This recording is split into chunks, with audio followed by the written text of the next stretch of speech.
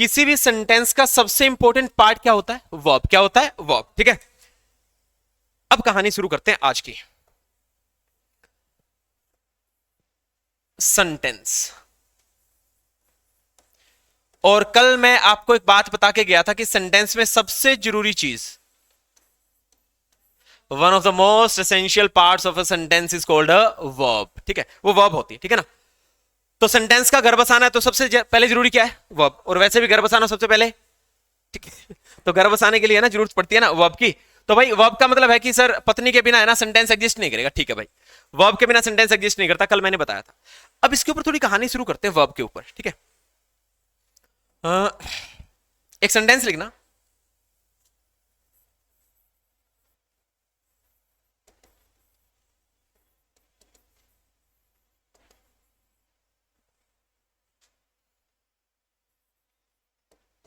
The girl singing in the park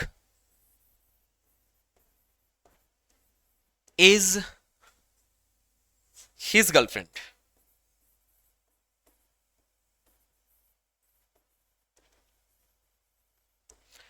The girl singing in the park is his girlfriend.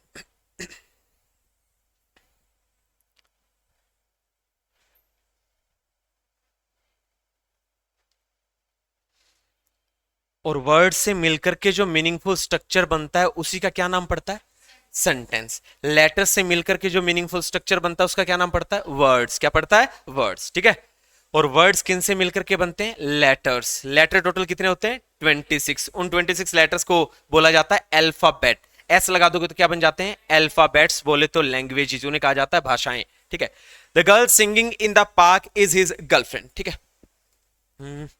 कितनी verb है जी sentence में?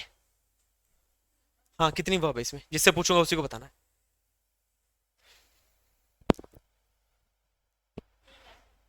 एक verb है। कौन सी? सिंगिंग। कौन सी वर्ब है? सिंगिंग वर्ब है। कितनी वर्ब है जी सेंटेंस में? कौन कौन सी? हम्म हम्म। एक स्टूडेंट ने बताया कि सर इसमें दो वर्ब है, एक इज हेल्पिंग वर्ब और एक सिंगिंग क्या है? मेन वर्ब है। Very good. हाँ, आप बताओ जी, कितनी वर्ब है इस सेंटेंस में? कौन कौन सी? इज हेल्पिंग वर्ब और सिंगिंग क्या है? Main verb. अच्छा, आप बताना जी, कितनी वर्ब से इस सेंटेंस में? दो वर्ब है। कौन कौन सी? सिंगिंग और इज। आप बताना। फिर इन तीनों चारों लड़कियों ने बताया झूठ बोल रही हैं। कह रहे सर जी एक वर्ब है, हैं? एक वर्ब कौन सी? सिंगिंग। दो कौन कौन सी? सिंगिंग और इच। दो बता दोगे तो फायदे मेरा हो गया भाई, एक को मैं कैंसिल करा दूं तो एक तो वर्ब रहेगी। ठीक है, अब एक ही बताओगे, एक को मैं कैंसिल करवा दूंगा। दो है। कौन कौन सी? इज और कौन सी है? सिंगिंग। अच्छा स्टूडेंट यहाँ पे, अच्छा एक चीज तो कंफर्म है कि सर अगर कहीं आईएनजी दिखेगी ना, एक चीज का हमेशा ध्यान रखना, आईएनजी आएगा ना हमेशा इंग्लिश में, तो वो हमेशा वर्ब के साथ ही आएगा। किसके साथ आएगा? वर्ब के साथ। ठीक है, कभी किसी नाउन या किसी नाम के साथ आईएनजी मत लगाना। मार्कर है, बोल दूंगा मार्करिंग है। Table tabling, shirt shirting, car carrying. मेरा नाम संदीप है, मैं कहता हूं संदीपिंग। ठीक है, नहीं बनेगा ना। इसका मतलब यह है कि सर अगर आईएनजी फॉर्म आती है ना तो वो किसके साथ आती है? हमेशा वर्ब के साथ ही आती है। किसके साथ आती है? वर्ब के साथ। अच्छा, एक और आ गया जी, क्या आ गया? इज। और एक ने कह दिया जी इज क्या है? Helping verb. अच्छा, अभी इसके बारे में बाद में जिक्र करते हैं कि ये सिंगिंग मेन वर्ब बन पाता है या फिर इज मेन वर्ब बन पाती है या फिर ये मेन वर्ब बनेगी या सिंगिंग बनेगी, इसके बारे में बाद में देखेंगे। ठीक है, अभी के लिए इसको छोड़ दो, इसको शायद मैं कल तक, ठीक है, या फिर आज है ना 1 घंटे लास्ट तक इसको बताऊं या फिर कल तक बताऊं। अभी के लिए थोड़ा आगे बढ़ते हैं, एक नाम लिख लेते हैं वर्ब। क्या लिख लेते हैं? वर्ब। पहले थोड़ा इसका जिक्र करते हैं।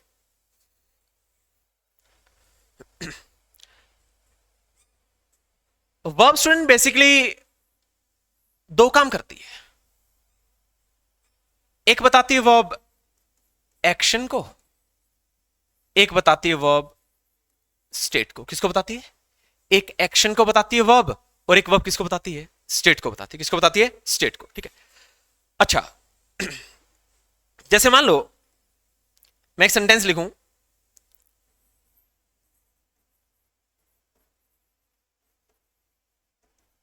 आई एम टीचिंग, क्या लिखा मैंने, आई एम टीचिंग। और एक मैं लिख दूं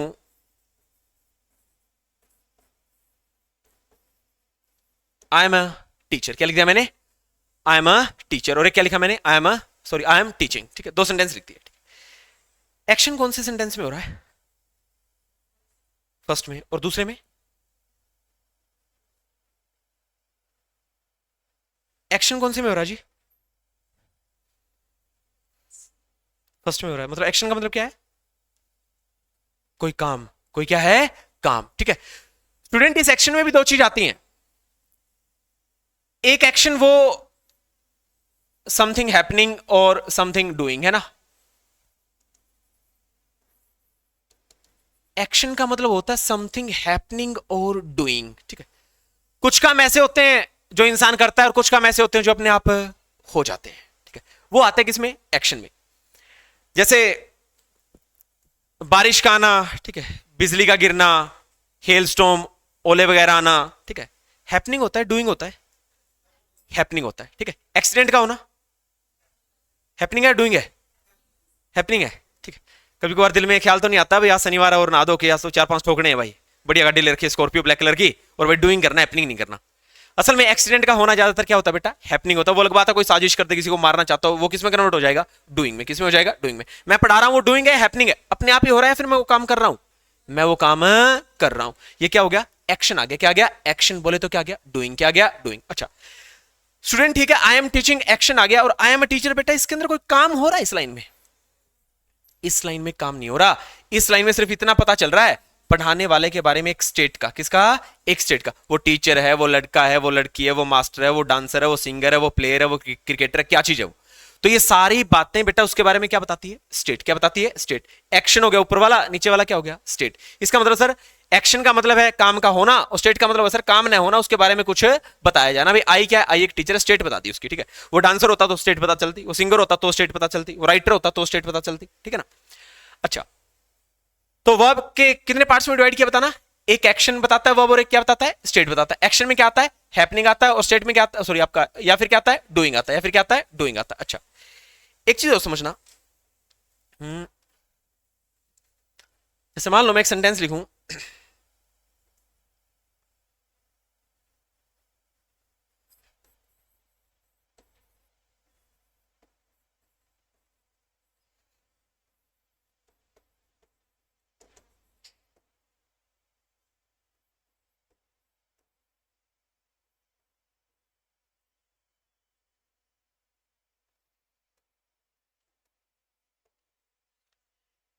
एक मैंने लिखा है दे इज या are playing and he is या आर कमिंग। क्या लिखा मैंने, ही इज या आर कमिंग।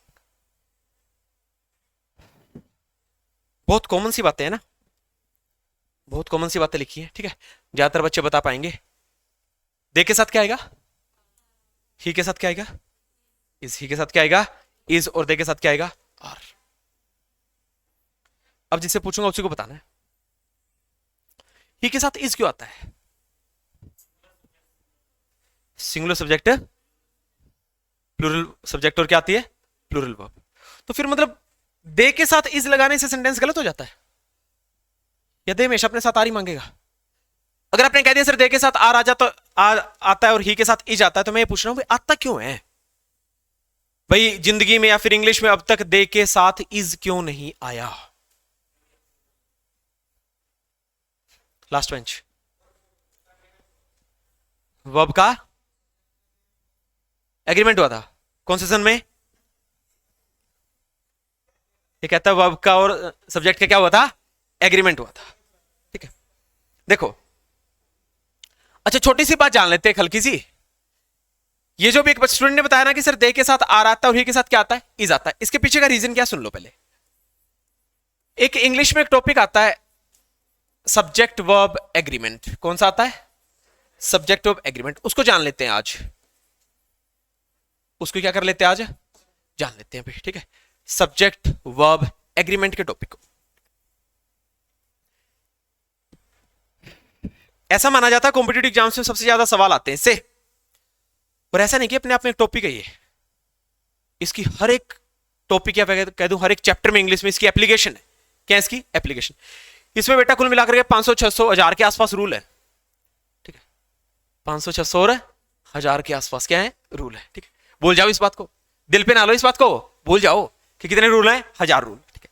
लेकिन बेटा वो रूल एक भी नहीं पढ़ने वाले हम, वो रूल हमें एक भी नहीं पढ़ने वाले, ठीक है। अच्छा, एग्रीमेंट का मतलब क्या होता है, समझौता। किस किस के बीच हुआ, सब्जेक्ट और वर्ब के बीच हुआ। किसके बीच हुआ, सब्जेक्ट और वर्ब के बीच।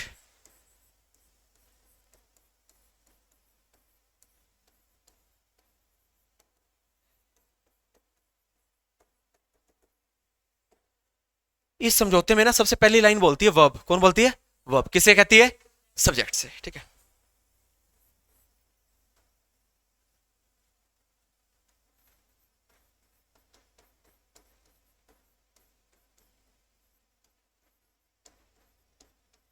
क्या कहती है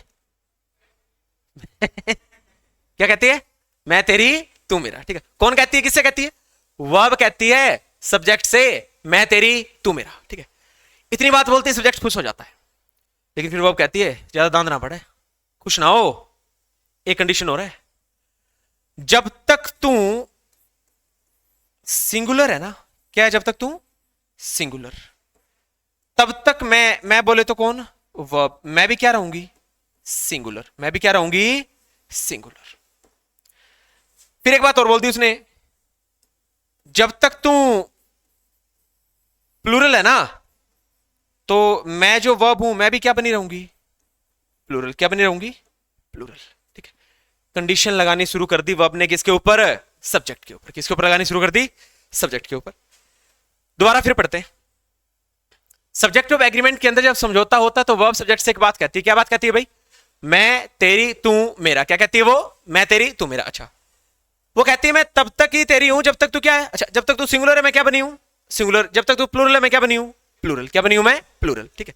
असल में स्टूडेंट ये जो रूल चलता है ना, subject singular, verb singular, subject plural, verb plural, वो इस एग्रीमेंट से ही आता है। किससे आता है, एग्रीमेंट से। जब तक सब्जेक्ट सिंगुलर रहता है तब तक वर्ब सिंगुलर आती है, जब तक सब्जेक्ट प्लूरल रहता है तब तक वर्ब कैसी आती है, प्लूरल आती है। ये बात सही बताई थी कुछ स्टूडेंट ने, क्या बताई थी, बिल्कुल सही बताई थी, ठीक है। तो इस रूल से कहानी पता चल रही है। अच्छा एक बार बताना, जब सब्जेक्ट सिंगुलर तो वर्ब कैसी, सिंगुलर। जब सब्जेक्ट प्लूरल तो वर्ब कैसी, प्लूरल, ठीक है ना। तो ये किसके एग्रीमेंट से हुआ, सब्जेक्ट वर्ब एग्रीमेंट से, ठीक है।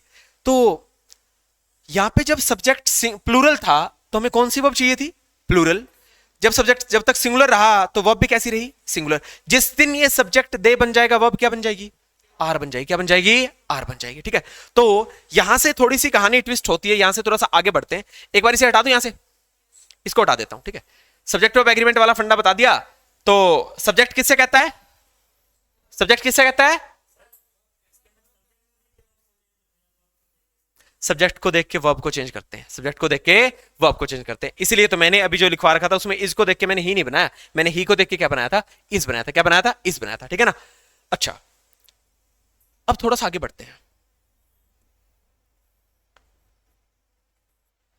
ये जो वर्ब्स है ना, मैंने दो पार्ट्स में डिवाइड कर दी।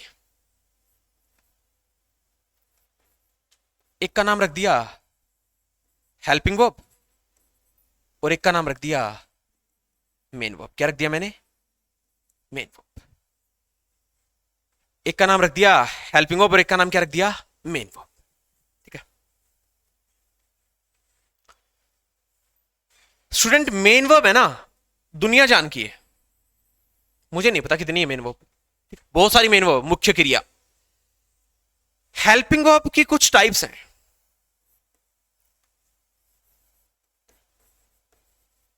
इज-एम-आर, दूसरा है वॉज-वर, तीसरा है हैज हैव हैड, चौथा है डू डज डिड और पांचवा है मोडाल्स। पांचवा क्या है, मोडाल्स। मेन वर्ब में मैं कुछ नहीं लिखवा रहा, मेन वर्ब दुनिया जान की है, बहुत सारी मेन वर्ब है इंग्लिश में, ठीक है। लेकिन अभी के लिए मैं मेन वर्ब कुछ नहीं लिखवा रहा, मैं बात कर रहा हूं किसके ऊपर, हेल्पिंग वर्ब के ऊपर। किसके ऊपर बात कर रहा हूं, हेल्पिंग वर्ब।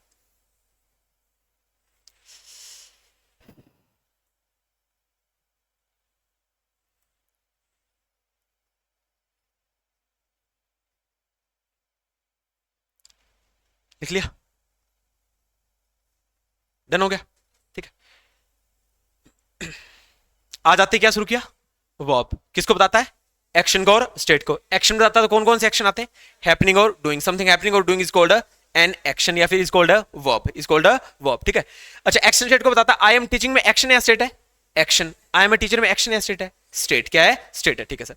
फिर मैंने वर्ब्स को दो पार्ट्स में क्या कर दिया, डिवाइड कर दिया, एक हेल्पिंग वर्ब क्या मेन वर्ब। मेन वर्ब दुनिया जानती है इंग्लिश में, मैंने फिर क्या बता दी, हेल्पिंग वर्ब। बोलना भाई पहली कौन कौन सी है, इज एम आर, दूसरी वॉज वर, तीसरी, चौथी, पांचवी, एक बार और बोलो अच्छे से, पहला,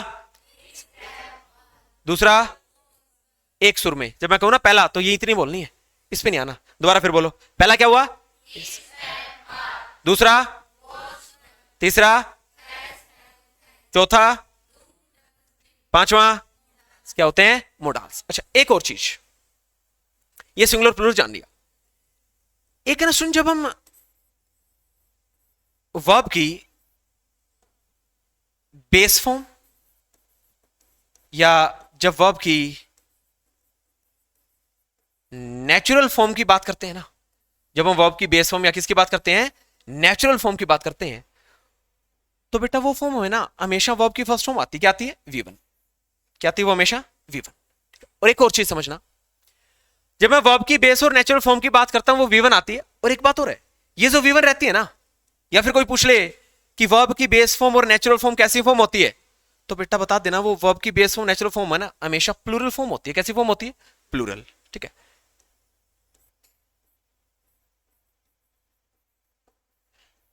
मतलब यहां से सीखने लायक एक बात, जिस वर्ब की फर्स्ट फॉर्म को हम बेस या नेचुरल फॉर्म मानते हैं, वो वर्ब असल में नेचर में क्या होती है, प्लूरल फॉर्म की मानी जाती है, क्या मानी जाती है, प्लूरल फॉर्म की मानी जाती है, ठीक है। दोबारा फिर पढ़ते हैं, वर्ब्स की बेस फॉर्म भी होती है और उस बेस फॉर्म को क्या बोलते हैं, दूसरा नेचुरल फॉर्म, वो हमेशा क्या होती है, वी1, और जो वी1 बेस फॉर्म और नेचुरल फॉर्म होती है वो हमेशा कैसी फॉर्म मानी जाती है, प्लूरल। तो याद रखने वाली बात ये है कि सर वर्ब की प्लूरल फॉर्म को कहा जा सकता है बेसिक या फिर कैसी फॉर्म, नेचुरल फॉर्म, क्या कहा जा सकता है, बेसिक या नेचुरल। अच्छा जैसे समझना, अब इससे एक बात यह भी जाननी है कि सर प्लूरल फॉर्म क्या होती है, हाँ जी वो क्या होगी, बेटा सेकंड और थर्ड के बारे में असल में बता नहीं सकता, वो सिंगुलर है या प्लूरल है, वो चाहे तो आई के साथ यूज कर ले, वी के साथ कर ले, दे के साथ कर ले, यू के साथ कर ले, किसी के साथ भी कर ले, लेकिन उसके साथ सिंगुलर प्लूरल का पता नहीं चलेगा। मैं कह दूं I had completed my work, completed आ गया, he has completed, they had completed, ठीक है। तो इसका मतलब सर सेकंड थर्ड फॉर्म की बात नहीं कर रहा, मैं किसकी बात कर रहा हूं, वी1 की। और सिंगुलर प्लूरल फॉर्म बेटा सिर्फ वी1 से डिसाइड होती है जब हम किसका इस्तेमाल करते हैं, एस या ईएस का। अब इसके ऊपर बात कर रहा हूं कि वर्ब को सिंगुलर और प्लूरल किससे पहचाना जाता है, सेकंड थर्ड फॉर्म से नहीं पहचाना जाता, बेस फॉर्म के अकॉर्डिंग ही आसपास बातें घूमती, किसकी, आपकी प्लूरल और किसकी फॉर्म की, सिंगुलर फॉर्म की। जैसे समझना एक बार, मान लो मैंने एक नाम लिखा जैसे प्ले, ठीक है, एक मैंने लिख दिया वॉच, एक मैंने लिख दिया गो, ठीक है, एक मैंने लिख दिया, ठीक है, मेक। सबसे पहले मुझे ये बता दो, ये नेचुरल और बेस फॉर्म है क्या, ये नेचुरल और कैसी फॉर्म है, बेस फॉर्म है भाई। पहला वर्ड बोलना, प्ले, वॉच, गो, मेक, ठीक है। स्टूडेंट ये नेचुरल फॉर्म, और नेचुरल फॉर्म को हमेशा कैसी फॉर्म माना जाता है, प्लूरल फॉर्म, कैसी फॉर्म माना जाता है, प्लूरल फॉर्म। अगर किसी वर्ब को सिंगुलर बनाना हो तो वर्ब के साथ एस या ईएस लगाया जाता है। अगर इसकी सिंगुलर बनानी है तो बनेगा बेटा प्लेज, क्या बनेगा, इसकी सिंगुलर बनानी है तो बनेगा बेटा वॉचेस, क्या बनेगा, गो की सिंगुलर बनानी है तो बनेगा बेटा गोज, मेक की सिंगुलर बनानी है तो क्या बनेगा, मेक्स, क्या बनेगा, मेक्स। तो एस या ईएससी डिसाइड करते हैं कि वर्ब सिंगुलर है या प्लूरल है, सेकंड थर्ड फॉर्म से नहीं। सेकंड थर्ड फॉर्म में कैसे पता करोगे, मैं कह दूं मेक, मेड, मेड, तो वो मेड मेड तो मैं कह दूं सिंगुलर के साथ भी आ जाएगा, प्लूरल के साथ भी आ जाएगा, ठीक है। तो इसका मतलब सर फंडा यहां पे ये है कि अगर हमें डिसाइड करना है सिंगुलर प्लूरल का तो वो किससे बनाई जाती है, एस या ईएस से, ठीक है ना। प्ले का प्लेस, वॉच का वॉचिस, गो का गोज बना दिया, मेक का क्या बना दिया, मेक्स बना दिया। अच्छा एक सेंटेंस लिखना,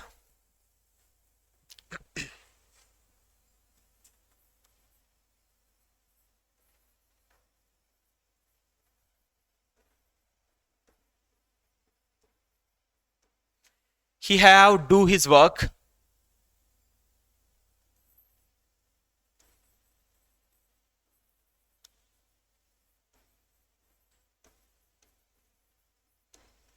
I has done my work, I has done my work,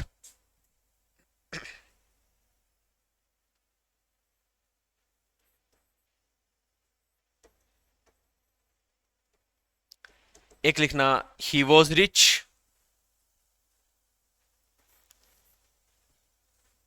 he was rich, एक लिखना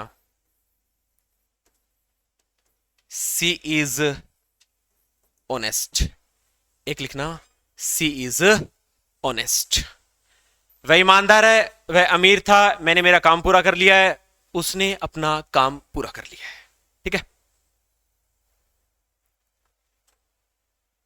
अभी भी मैंने तुम्हें एक बात बताई है क्या कि ऐसी वर्ब जिसके लास्ट में एस या ई एस है वो क्या होती है? सिंगुलर। क्या होती है? सिंगुलर। ध्यान देना,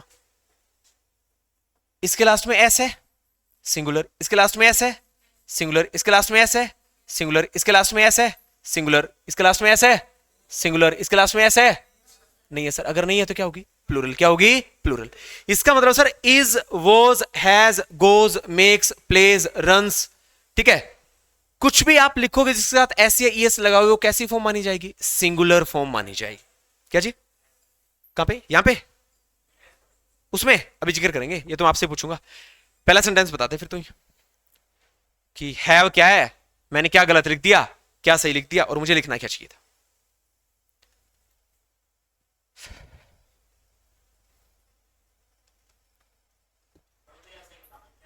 गलत या सही बताना है भाई। गलत है तो क्यों है, और इसका सही बना के बता दे कि सर मैं तो इस सेंटेंस को ऐसे बोलूंगा, आपने तो गलत लिख रखा है। He has do his work। अच्छा, इसने एक चीज सोच के हैज लगा दिया, ही था, सिंगुलर था, क्या आएगा? हैव नहीं आया, क्या आएगा? हैज। अच्छा, एक बात और थी, ये हैव पता क्यों नहीं आया?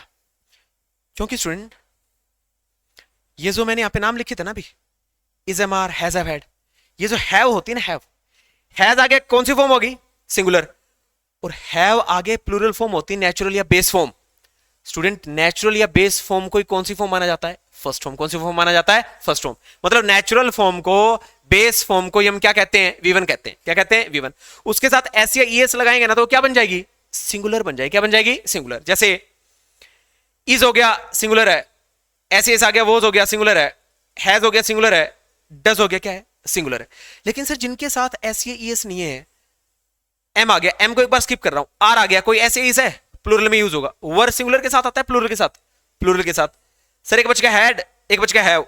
हैड सिंगुलर प्लूरल दोनों के साथ आ सकता है, हैव बेटा किसके साथ आएगा? प्लूरल। लेकिन इसमें एक एक्सेप्शन है, ये आई के साथ भी आता है, वो थोड़ी देर बाद में जिक्र करेंगे। डू आ गया, डिड आ गया, डिड पास्ट को बताता है, डू और डज किसको बताते हैं? प्रेजेंट को। मोडाल किसको बताएंगे? थोड़ी सी देर बाद में बताता हूं। ठीक है, अभी के लिए कहानी ये है कि सर इसमें गलती क्या है जो मैंने यहां पे लिखा है?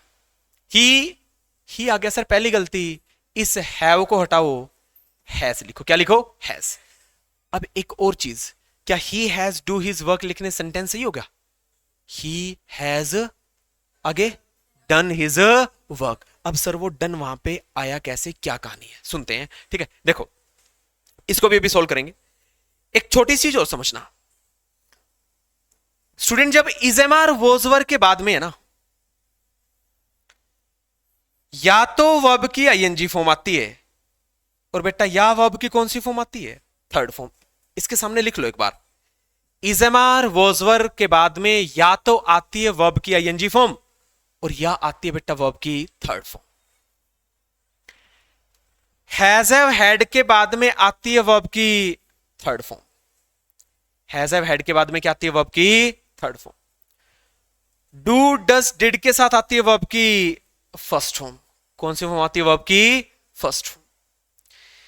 एक छोटी सी बात मोडाल्स के बारे में बता रहा हूं, जितने भी मोडाल्स हैं इंग्लिश में उन सब के बाद आती है बेटा वी1। वी1 बोले तो फर्स्ट फॉर्म, और जब जब मैं लिख रहा हूं वी1 तो इसका मतलब आ रहा है बेटा नेचुरल फॉर्म। क्या आ रहा है? Natural form. कहानी समझ आ रही है भाई? मैं कहता हूं डू डज डिड के साथ वी1 आता है, कौन सी फॉर्म आती है? Natural form. भाई बोलो, डू डज डिड के साथ क्या आता है? वी1। वी1 बोले तो नेचुरल फॉर्म। मोडाल्स के बाद क्या आता है? वी1। वी1 बोले तो natural form. Has have had के बाद क्या आता है? वर्ब की थर्ड फॉर्म। पहले लिखना लिख लो, आप कॉपी में जो लिखना है ना लिख लो, ठीक है। जब तक आप नहीं बोलोगे फिर मजा नहीं है मुझे पढ़ाने का। कुछ लिखना लिख लो आराम से और लिख के मुझे बता देना सर जी अब हम बोलने के लिए तैयार हैं। लिख लिया? चलिए दोबारा स्टार्ट करते हैं। पहला नाम बोलो, इज, दोबारा बोलो, इज, एम आर,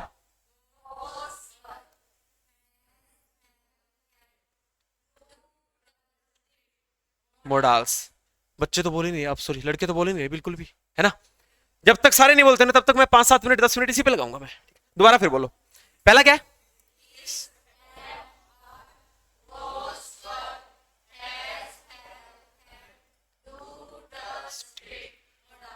किसके पार्ट्स हैं ये? Helping verb. किसके पार्ट्स हैं ये? Helping verb. एक चीज और समझने वाली है, is am are was were के बाद में कौन सी फॉर्म आती है? या तो आईएनजी और या कौन सी? Third form. Has have had के बाद कौन सी फॉर्म आती है? Third form. Do does did के बाद कौन सी फॉर्म आती है? वर्ब की फर्स्ट फॉर्म। एक और चीज समझिए, is am are was were has have had do does did, बेटा ये मेन वर्ब भी बन सकते हैं और ये हेल्पिंग वर्ब भी बनते हैं। क्या बनते हैं ये? मेन वर्ब भी और क्या बनते हैं? हेल्पिंग वर्ब भी। ये is am are was were has have had do does did ये हेल्पिंग वर्ब तब बनते हैं जब इनके बाद में कोई मेन वर्ब आती है। स्टार मार्क करके एक लाइन लिखो, स्टार मार्क करके एक लाइन लिखो, भी मोडाल्स की बात नहीं कर रहा, उसमें लिखना शुरू करो। Is am are was were has have had do does did, फटाफट लिखो। Is am are was were has have had do does did.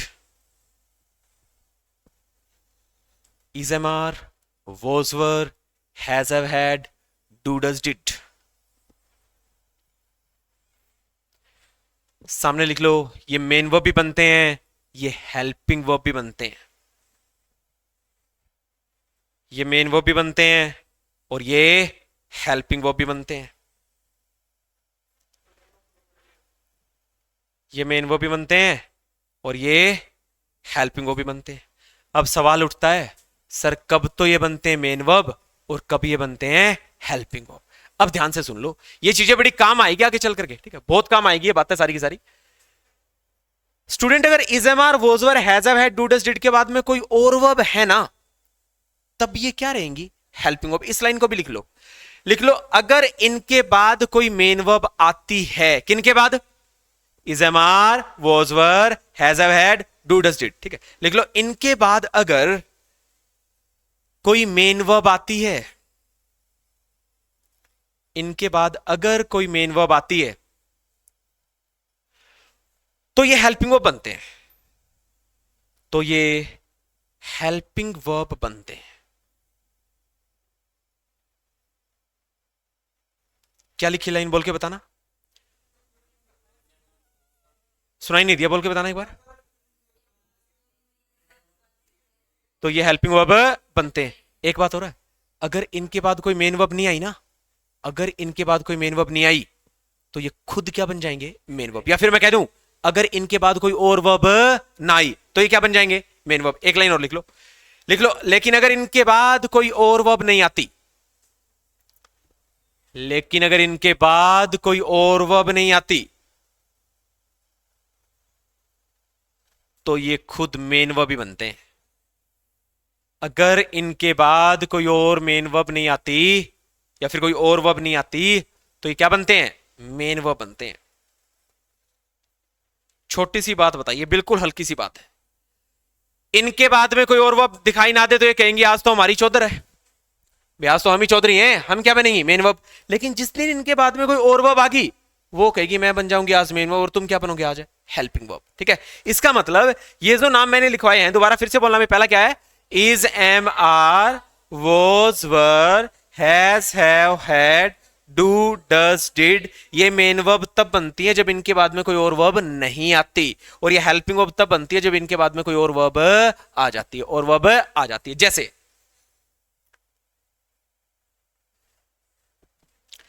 Is के बाद कोई और वर्ब है, वॉज के बाद कोई और वर्ब है क्या? इसमें वॉज और इज के बाद में अगर कोई और वर्ब नहीं है तो इज और वॉज क्या बनी? क्या बनी? Main verb. जब मैंने ऐसा लिखवाया था आई एम अ टीचर और आई एम टीचिंग, स्टूडेंट एक बात बताना, आई एम टीचिंग में एम के बाद कोई दूसरी वर्ब आ रही है, दूसरी वर्ब आ रही है तो टीचिंग क्या बन गई? Main verb. और इससे पहले एम पढ़ी क्या बन गई? वो हेल्पिंग वर्ब। क्या बेटा आई एम अ स्टूडेंट या फिर आई एम अ टीचर में इस एम के बाद में कोई और वर्ब आ रही है? अगर कोई और वर्ब नहीं आ रही तो आज एम कहेगी आज सारा राजपाट मेरा, आज तो मैं ही क्या बनी रहूंगी? Main verb. क्या बनी रहूंगी? Main verb. इसका मतलब सर कहानी कुछ ऐसी है कि जब इनके बाद कोई और वर्ब आती है तो ये बन जाएगी हेल्पिंग वर्ब और इनके बाद अगर कोई और वर्ब नहीं आएगी तो ये क्या बन जाएंगी? Main verb. क्या बन जाएंगी? Main verb. ठीक है, इन दोनों एग्जांपल से भी कहानी क्लियर होगी, इनमें मेन वर्ब थी। अच्छा एक बात बताओ, जैसे मान लो मैं एक सेंटेंस लिखूं, एक और लिखना, आई have a car,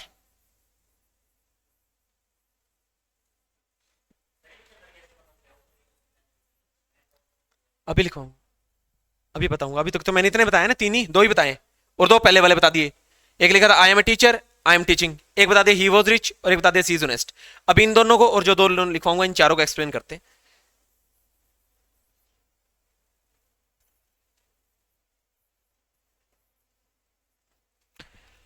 I have a car and he has a bike,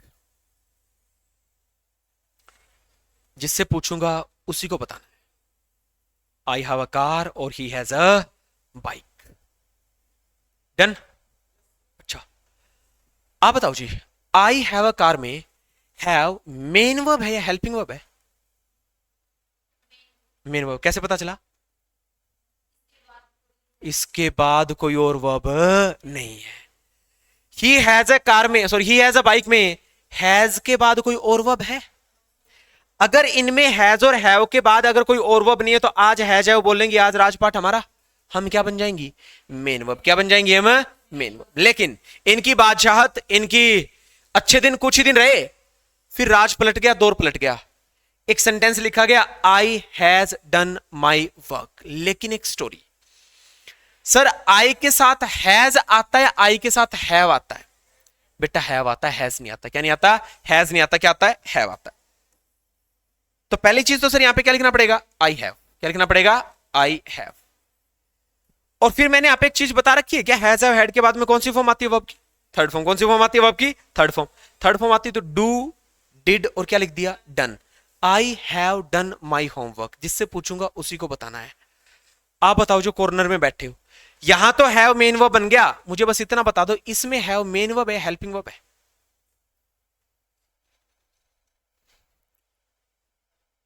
कैसे पता चला हेल्पिंग वर्ब है? शाबाश। जैसे इस लड़की ने बता दिया कि सर इसमें हैव है ना, मेन वर्ब है, इसने, फिर मैंने कहा कैसे पता चला? इसने कहा जी हैव के बाद में कोई दूसरी वर्ब नहीं आई। तू कह रहा है सर ये हेल्पिंग वर्ब है, तो मैं पूछ रहा हूं हेल्पिंग वर्ब कैसे है, कैसे पता चला तुझे?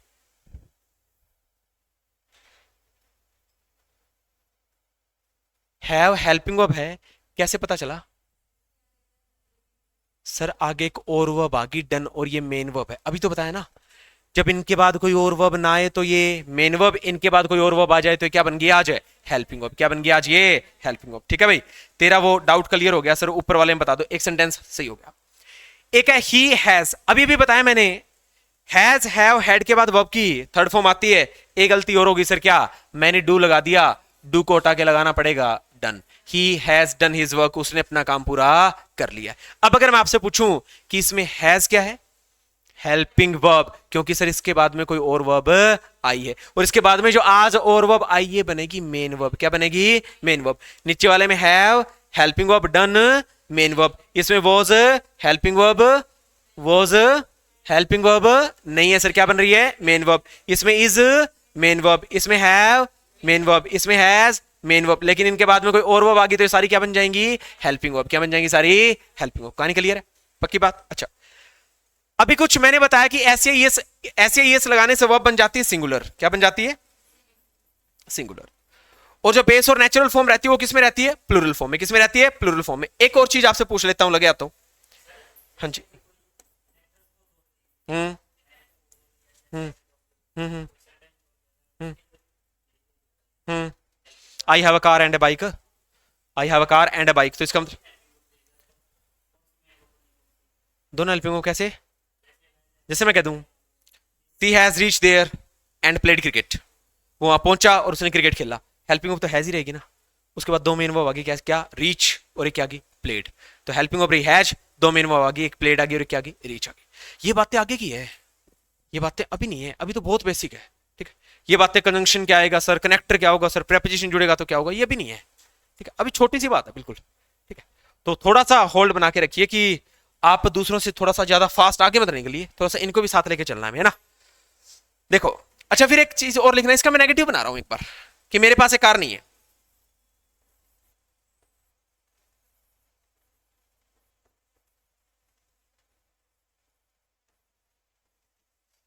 और ही हैज अ बाइक का मैं नेगेटिव बना रहा हूं।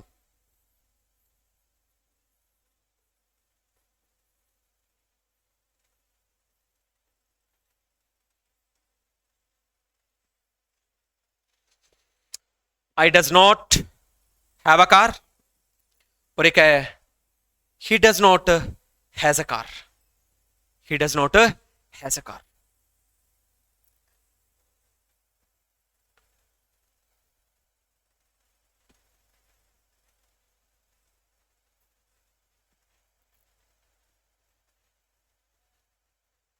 लिख लिया।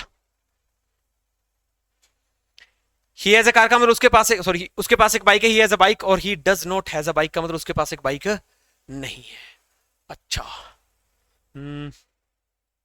तुम बता भाई, ये जो सेंटेंस लिखा ही does not has a car, सही है गलत है?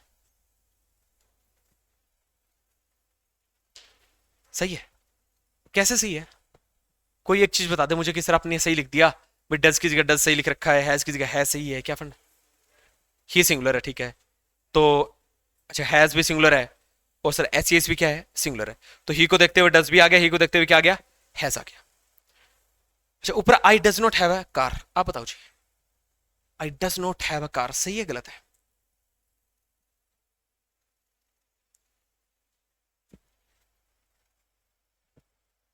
I does not have a car सही है गलत है?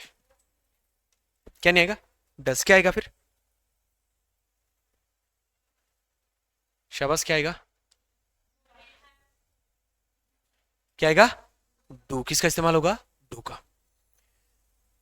आई do not have a car, इसका सही नेगेटिव बनेगा। अच्छा एक चीज और समझ लो,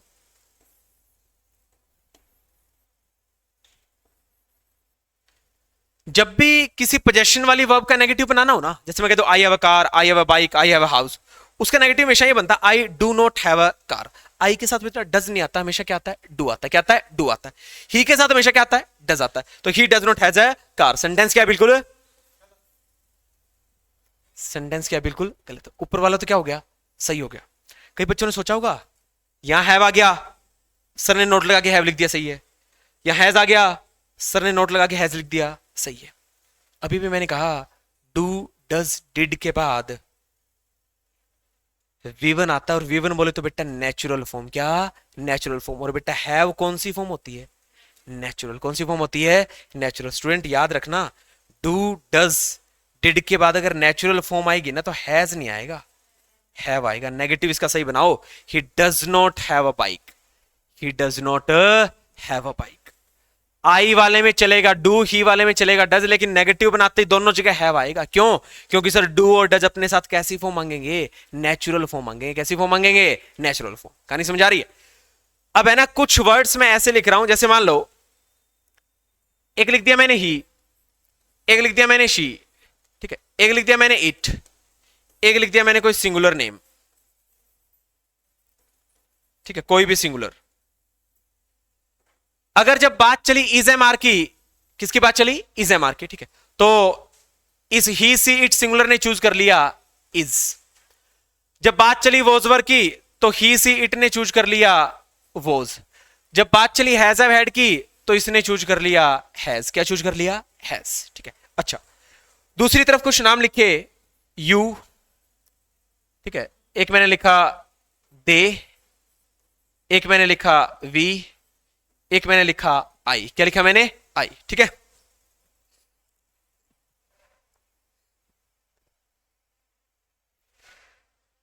लिख दिया।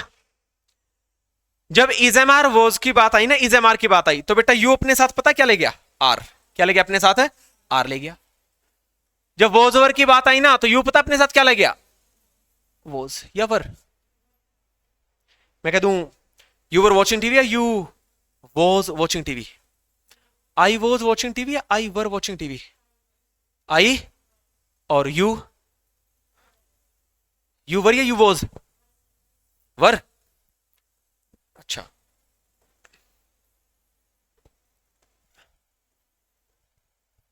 एक चीज का और ध्यान रखना, जब हम वॉज वर का जिक्र करते हैं ना, आई के साथ तो बेटा सिंगुलर बताने के लिए वॉज भी आ जाता है। कई बार बच्चे कहते हैं सर वर आता है, वो वर बहुत कंडीशनल या फिर इमेजिनेशन सेंटेंसेस की बात होती है जब हम वर लगाते हैं। वैसे आई के साथ अगर मैं वॉज वर की बात करूं ना, अगर इज एम आर की बात करूं तो आई के साथ क्या आया? एम। वॉज वर की बात करूं तो क्या आया? वॉज। हैज हैव हैड की बात करूं तो क्या आया? हैव। कुछ समझे? आई के साथ इज एम आर में से आता है एम, आई के साथ वॉज वर में से आता है वॉज, हैज हैव हैड में से क्या आता है? हैव आता है। ठीक है, वी के साथ इज एम आर में से आता है बेटा आर, वॉज ओवर में से आता है वर, हैज हैव हैड में से आता है हैव। वो लगवाता कि पास्ट बनाएंगे तो हैड किसी के साथ भी आ सकता है।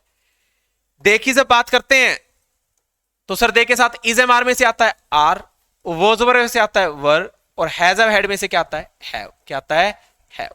और बेटा यू के साथ चलते हैं आर और वर। क्या चलते हैं? इज एम आर की बात होगी तो आर आ जाएगा, वॉज वर की बात होगी तो वर आ जाएगा, और स्टूडेंट यहां पे अगर मैं बात करूं हैज हैव हैड की तो क्या आ जाएगा? हैव। क्या जाएगा? हैव। ठीक है, तो कुछ नाम लिखे हमने, इज एम आर। ठीक है, जैसे यहां पे इज भी आ सकता है ही के साथ, ठीक है, वोज आ सकता है और क्या आ सकता है? हैज आ सकता है, इन सब के साथ। ठीक है, इज एम आर आएगा तो इज, वोज वर आएगा तो वोज, हैज हैव हैड आएगा तो क्या आएगा? हैज। ठीक है ना, तो ये चीजें आपको ध्यान में रखनी। एक और चीज है, ये जो आई है ना, आई, ठीक है, इसके भी थोड़े से नखरे थे। क्या थे? थोड़े से नखरे। ठीक है, हालांकि ये कभी तो कहता है मैं पास्ट में तो लूंगा सिंगुलर, एस वाली चीज आ गई। प्रेजेंट में कहता है मैं तो आऊंगा प्लूरल के साथ, फिर प्रेजेंट में कहता है मैं तो आऊंगा प्लूरल या फिर सिंगुलर, कुछ नहीं मेरे साथ तो क्या लगा दो? एम लगा दो।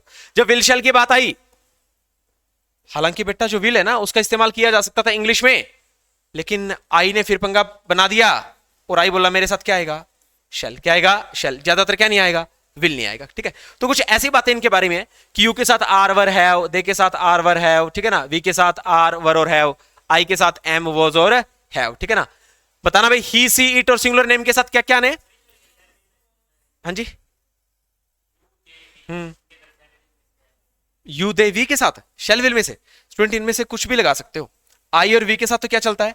शेल चलता है। ये हम मोडाल में पढ़ेंगे, अभी मैंने मोडाल का जिक्र नहीं करवाया, अभी के लिए बस इतना बता रहा हूं भाई। इसने अलग अलग चीजें मांगी, आई और वी कहते हैं हमारे साथ शेल आए, दे यू कहते हैं हमारे साथ विल आए। ठीक है, ये हम बाद में पढ़ेंगे, इनके साथ क्या पता विल भी आ जाए आई और वी के साथ, वो अलग चीज है, वो अलग कॉन्सेप्ट है मोडाल का। ठीक है, अभी के लिए छोटी सी बात है। दोबारा इसकी तरफ से, हाँ बेटा अभी मैं टेंस नहीं पढ़ा रहा, अभी मैं है ना सिर्फ इतना ही पढ़ा रहा हूं कि आई के साथ नेगेटिव बनाना है तो ये बोलोगे आई डोंट नो यू, ही के साथ बनाना तो ही डजंट नो यू। मैं वो नहीं बता रहा कि sir has have had, present indefinite tense, modal, ठीक है, सर विल शेल का यूज। मैं कह दूं बेटा आई के साथ विल आता है, विल आता है आई के साथ, आई के साथ शेल भी आता है, डिपेंड करता है वो आता कैसे। वी के साथ हम बोलते हैं शेल भी आता है, वी के साथ विल भी आता है। आजकल मॉडर्न इंग्लिश में शेल लगभग गायब हो गया, किसका यूज कर लेते हैं? विल का भी यूज कर लेते हैं। ये तो अलग चीज है। ठीक है, अभी के लिए ना वो तो चैप्टर है, ठीक है ना, अभी के लिए हमारा ये कॉन्सेप्ट ही नहीं है। ठीक है ना, अभी दोबारा फिर से आते हैं, ठीक है, दोबारा फिर से उसी चीज पे आते हैं। बेटा जिनके साथ एस नहीं है वो कौन सी फॉर्म है? Plural form. जिनके साथ एस लगा दिया वो कौन सी फॉर्म है? सिंगुलर फॉर्म है। ठीक है सर, जब is am are was were has have had के बाद कोई और वर्ब नहीं आती तो सारी क्या बन जाती है? Main verb. जब इनके बाद कोई और मेन वर्ब आ जाती है तो सारी क्या बन जाती है? Helping verb. ठीक है, ऐसी वर्ब जिसके लास्ट में एस मिलेगा वो क्या होगी? सिंगुलर। जिसके लास्ट में एस नहीं मिलेगा वो क्या होगी? प्लूरल। क्या होगी? प्लूरल होगी। ठीक है, हम ज्यादातर ही सी इट या सिंगुलर नेम के साथ क्या यूज करते हैं? Is was has. हम यू के साथ क्या यूज करते हैं? Are were have. दे के साथ आर वर हैव, वी के साथ आर वर हैव, आई के साथ एम वॉज हैव। क्या यूज करते हैं? एम वॉज और हैव यूज करते हैं। ठीक है जी, अब दोबारा से आ जाते हैं वापस। ठीक है, इसका नेगेटिव बनाया था, क्या लगा था हमारे पास? हैव। ठीक है, अच्छा एक और चीज, अभी मैंने कहा कि ये हेल्पिंग वर्ब भी बनते हैं और क्या बनते हैं? मेन वर्ब भी बनते हैं। ठीक है ना, ये वाली बात में नहीं जाननी। अच्छा एक और चीज है, एक सेंटेंस हो लिखना,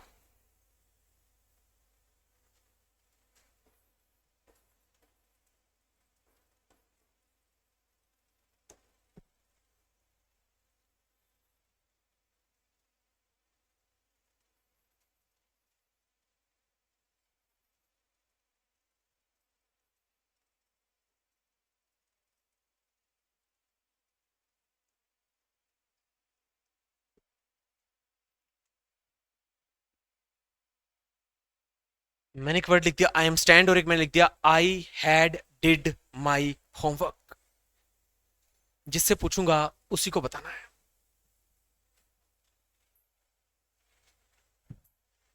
आई am stand and I had did my homework. आप बताओ जी, दूसरे सेंटेंस में क्या गलती है?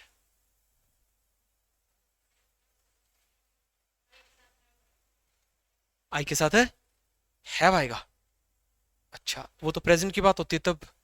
क्या पता पास्ट की बात हो तो क्या आ जाए, हैड भी आ जाए।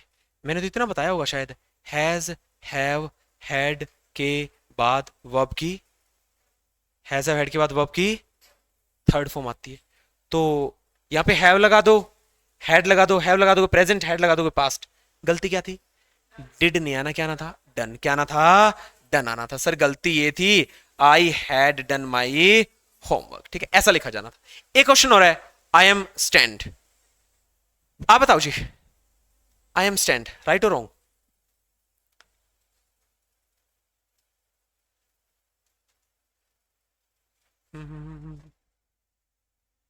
Last bench.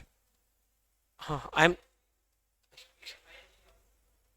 या तो बेटा वर्ब के एनजी फॉर्म या फिर वर्ब की थर्ड फॉर्म। अभी बताया था ना, इजमार वोजवर के बाद में देख लो, इजमार वोजवर के बाद में वर्ब की आईएनजी या फिर वर्ब की थर्ड फॉर्म। अभी के लिए मैं यहां पे बता रहा हूं कि इज एम आर के बाद वर्ब के एनजी फॉर्म और बेटा इसलिए हम बोलते हैं आई एम स्टैंडिंग। क्या बोलते हैं? I am standing. तो गलती ये थी सर, आई एम स्टैंड नहीं होगा, इज एम आर वोजवर के बाद में आगे तो हमें कौन सी फॉर्म लगानी पड़ेगी? वर्ब की आईएनजी फॉर्म। तो लिखना पड़ेगा आई एम स्टैंडिंग। ठीक है, ये वर्ब की आईएनजी फॉर्म आगे चलकर अलग अलग पार्ट्स में डिवाइड होती है। अभी यहाँ पे एक्शन बता रही है नहीं बता रही है, क्या चीज है अभी ये नहीं जानना। अभी मैंने इतना बताया, इज एम आर वोजवर के बाद में कौन सी फॉर्म आती है? आईएनजी फॉर्म आती है। कौन सी फॉर्म आती है? आईएनजी। ठीक है, अभी के लिए आज की क्लास में ग्रामर में इतना ही पढ़ा रहा हूं। ठीक है, अभी 15-20 मिनट मुझे वोकैब पढ़ानी है, लेकिन उससे पहले अभी जो पढ़ाया ना बस एक बार रिवाइज करवा देता हूं इसको। ठीक है, अभी जो पढ़ाई से रिवाइज करवा देता हूं थोड़ा सा। देखो, एबीसीडी क्या होते हैं? लेटर्स। लेटर्स टोटल कितने हैं? 26। 5 क्या होते हैं?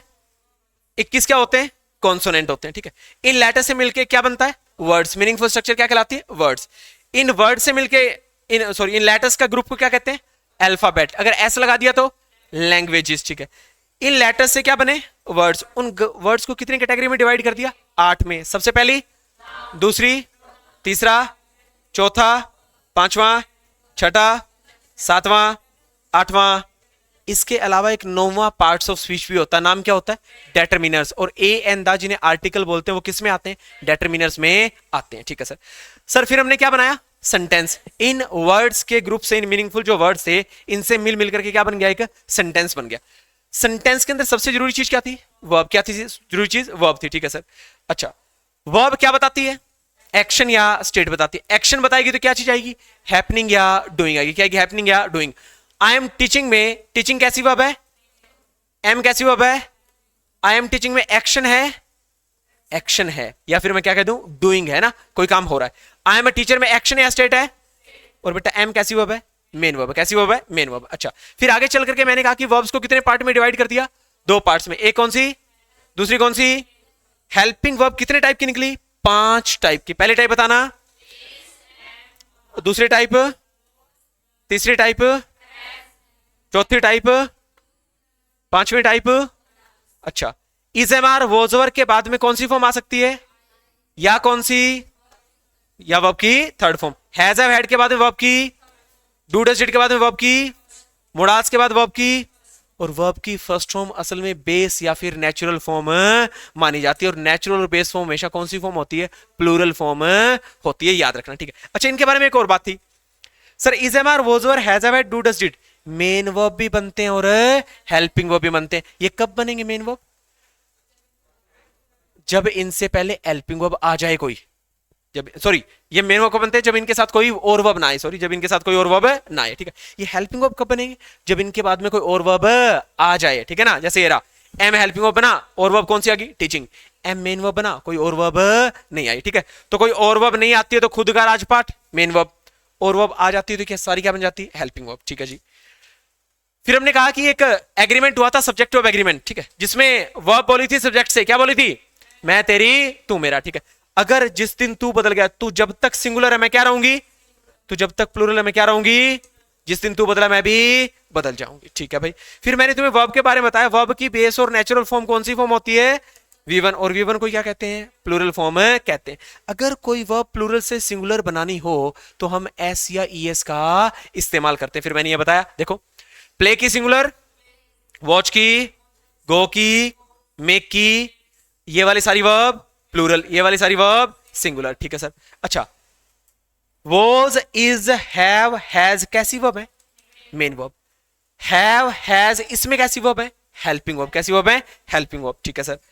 अगर हमें नेगेटिव बनाना हो तो हम डू, डज या डिड का जब भी इस्तेमाल करेंगे उनके साथ हमेशा कौन सी फॉर्म रखेंगे?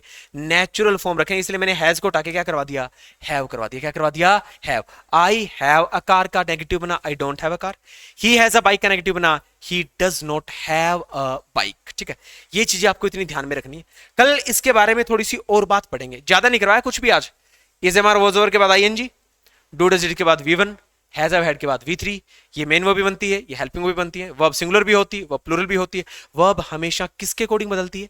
सब्जेक्ट के अकॉर्डिंग। एक चीज ये भी नोट कर लो, वर्ब अगर बदलेगी तो या तो सब्जेक्ट के अकॉर्डिंग बदलेगी, या फिर एक नाम मुझे लिखवाना नहीं चाहिए लेकिन चलो खैर आज लिखवाता भी नहीं, एक नाम और भी आता है, या बदलती है बेटा टेंस के अकॉर्डिंग। लेकिन आज इतना ही लिख लो कि वर्ब अगर चेंज होगी तो बेटा सब्जेक्ट के अकॉर्डिंग चेंज होगी।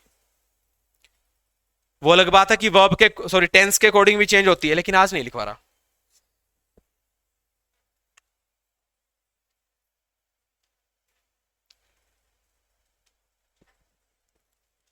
कहानी क्लियर? पक्का?